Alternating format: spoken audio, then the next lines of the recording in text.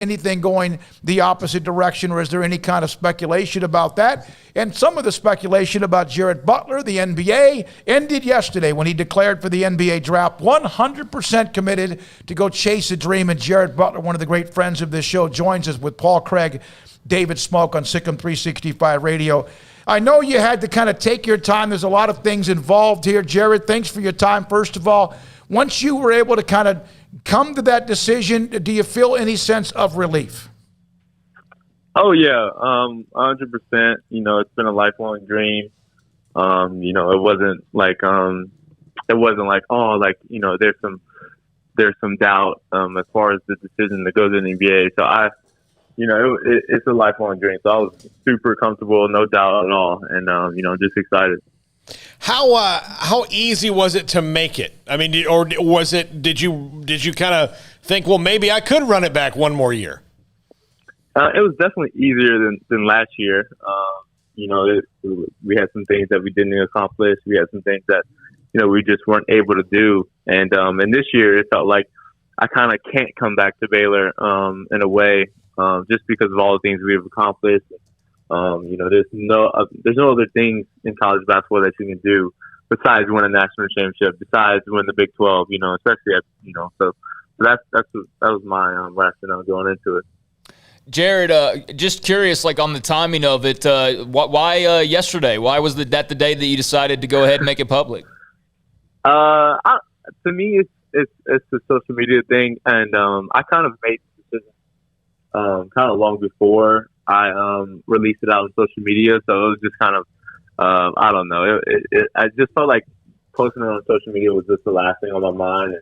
And, I guess it did become kind of fun. People were just like, "Oh, is he going? Is he going?" And like I kind of already made up my mind.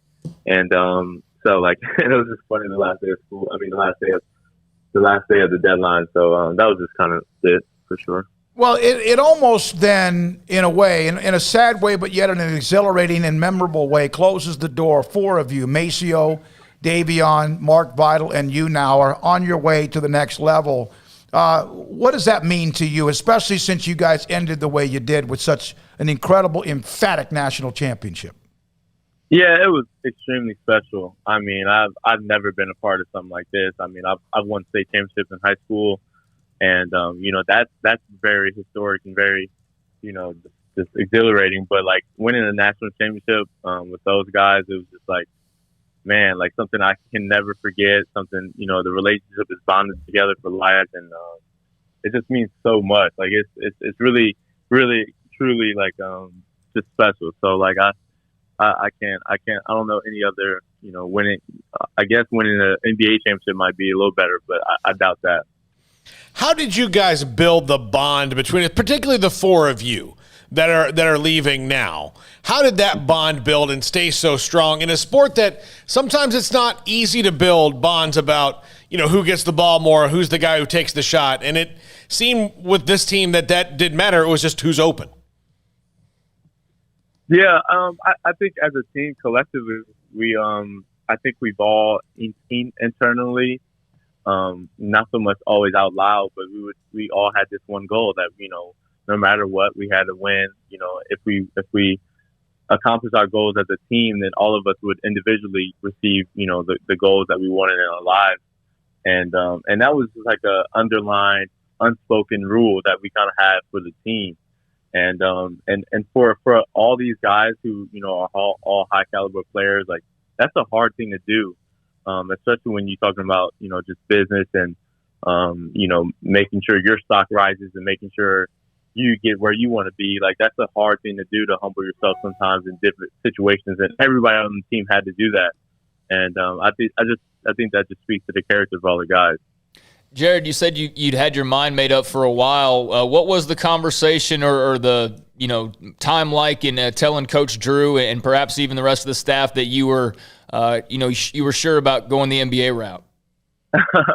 Coach Drew was definitely excited. He felt like, you know, Jared, I'm gonna miss you, but it's time to go.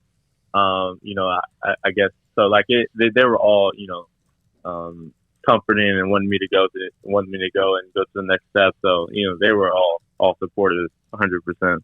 When you look at who Baylor has coming back, and you know they've added some more pieces to the puzzle to try to, it's going to be hard, almost impossible to replace some of what you guys brought to the table. But you know who's coming in. You know who also waited their turn, who might now have more minutes.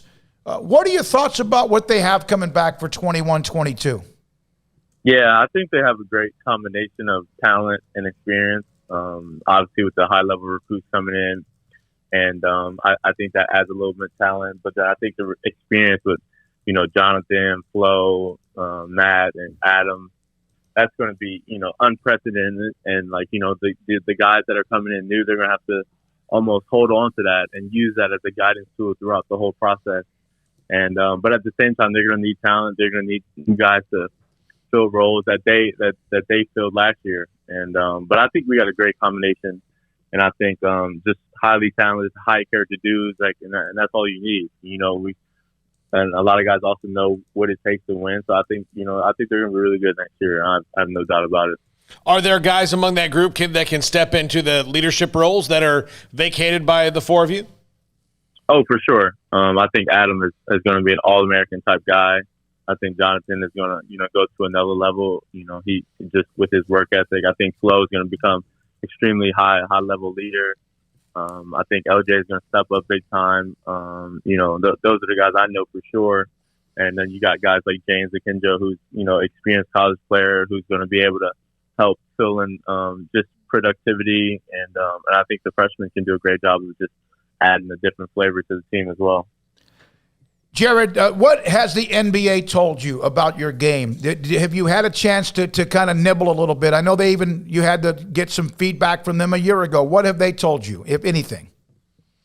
Yeah, I think the biggest thing for them was the fact that, I went back to school and I worked on all the things that they said I need to work on. You know what I mean? They said I need to increase my shooting percentage and, what I shoot from the floor. They need to I need to be better at defense. I need to become more athletic. And I think I've worked well in all those facets of my game. Like I won all Big 12 defense. I've dunked more times than I ever did. I didn't dunk before. I'm dunking, down the lane. And, my shooting percentages was 47% from the field. Like all those things was things that they wanted me to work on. And, they were just, the fact that I did that was something that they were really intrigued by. For sure. The NBA Combine, I believe, is the 21st to the 26th. What else do you think that they're going to want to know about you? That's a great question. I think maybe just want to get to know me a little more, just as a professional. And I think that's probably the biggest thing they're probably looking forward to. When you look at your career, what else could you have accomplished other than winning 2 in a row? Really, yeah. All the awards, all the things. I know it wasn't Player of the Year, but you were in that conversation. What else could you have accomplished that you didn't? Yeah, no, that's the thing. Like, I don't think there's anything else. And besides that, like, I think the relationships I have with the team and my teammates is just like I don't think it could have got any better than that. That's why it's so easy to make this decision. And man, it's just I'm just so lucky that I had this situation in my life. You know what I mean? What are you gonna miss the most about Baylor and Waco? I love how different Waco is and how people are just like, oh, what's down there in Waco? Like, what's so special about Waco? Like all y'all are just a bunch of Christians down there in that little bubble of what's so special about it. And, for me, it was just a place where I was able to grow, as a man. And like, I felt like everybody in the community was supportive of that. I think the team obviously was just phenomenal, but just the whole place in general, it was a place where I can grow, substantially. And it was just a place I can always call home. So that's what I'm going to miss the most. Jared Butler, I hate to say that, former Baylor All-American guard with us on SicEm365 Radio. Jared, when we talked to Davion a couple of weeks ago about his decision, I'd asked him about, coming back on campus and how important that was for him to be around the way that we know a lot of the other veterans when you guys were playing were around y'all as well. Is that important to you to give back to the program and be around when you can be around? Yeah, I think so. I know just from a player's point of view, knowing that the guys that were there before you genuinely care about your success and genuinely care about your improvement, like that did a lot for me. Like Tweety Carter, Tall T, those guys were that for me. And, that just creates a conducive environment for life. Like, just people that care about you. And, for me, I'm always going to care about Baylor's success. Like I'm, try to watch as many Baylor games as I can.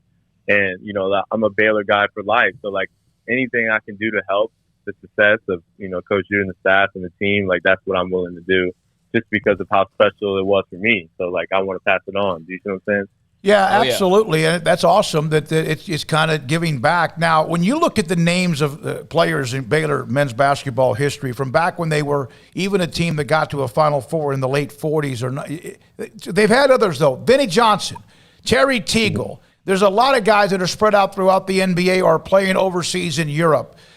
Does not include Davion Mitchell, Maceo Teague, Mark Beidel, and Jared Butler. Do you think much about where you guys are or where you individually are among the greatest players in Baylor men's basketball history? That's a great question. Do I think about it? The first thing that comes to mind in our practice, and there's like a wall of people that, been drafted, and then there's this pitcher like Vinnie Johnson and Isaiah Austin and Torian Prince, their picture of them getting drafted. And that's the first thing that comes to mind because I remember days in the practice and looking at them being like, yeah, that's where I want to be. And, it's just a cool thing to, say like, I'm headed in that direction. And, so yeah, I think about it a little bit, but I think even more so, like, I want to be one of those guys that a player can call and, give advice, you know what I'm saying, about the next steps, about what to worry about and what to not worry about. So that's my thing. Jared, when you moved from Alabama, when you transferred from Alabama to Baylor, Baylor gave you an opportunity.